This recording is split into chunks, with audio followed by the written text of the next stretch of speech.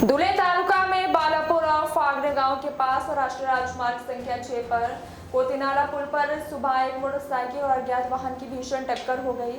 इस हादसे में मोटरसाइकिल चालक की मौके पर मौत हो गई। वहीं हादसे की वजह ये बड़ा ट्रैफिक जाम लग गया और शिवाजी नारायण राजपूत उम्र लगभग 50 वर्ष जिला जलगांव दुर्घटना में मृत व्यक्ति का नाम है और उपस्थित कुछ नागरिकों ने बताया कि सदर शिवाजी राजपूत सावदा गांव के निवासी हैं। पाटिल राष्ट्रीय राजमार्ग संख्या 6 पर कोतिनाला पुल पर इस समय भयानक हादसा हुआ। उस समय भारी बारिश हो रही थी, इसलिए मोटरसाइकिल को किस वाहन ने टक्कर मारी इसकी जानकारी देर तक नहीं हो सकी। इस स्थान पर एक दुर्घटना होने के कारण संबंधित प्रशासन से संपर्क किया गया, लेकिन 1 घंटे तक कोई नहीं आया। आखिरकार ग्रामीणों ने बचाव कार्य किया और शव को गांव की एम्बुलेंस में रखकर सार्वजनिक अस्पताल में पहुंचाया। राष्ट्रीय राजमार्ग पर बालापुर फावड़े के पास कोतिनाला पुल पर हमेशा छोटी बड़ी दुर्घटनाएं होती रहती है। इस दुर्घटना में कई लोगों की जान भी जा चुकी है। बाळापूर फागणे नॅशनल हायवे क्रमांक 6 या ठिकाणी मोठ्या पुलावर 2 गावांना जोडणाऱ्या मोठ्या पुलावर आज सकाळी मोठ्या प्रमाणावर एक मोठा ॲक्सिडेंट झाला। त्या ॲक्सिडेंटमध्ये खड्ड्याअभावी अनेक वेळा सार्वजनिक बांधकाम विभागाला निवेदन देऊन देखील त्यांनी कोणत्याही प्रकारे कार्यवाही केलेली नाही। इथे मोठे मोठे खड्डे झालेले आहेत आणि त्या खड्ड्याअभावी एका व्यक्तीचा मृत्यू झाला।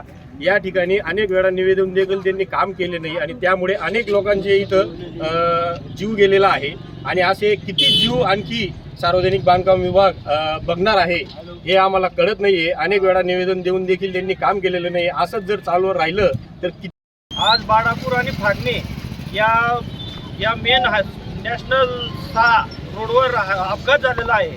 त्या अपघातात पुलावर खड्ड्याअभावी झालेला आहे। तो व्यक्ती हा 40 ते 50 वयोगटाचा असल्यामुळे माडकरी माणूस व्यवस्थितरित्या गाडी चालवत असताना खड्डे टाळत असताना त्याचा अपघात झाला, त्याचा दुर्दैवी मृत्यू झाला।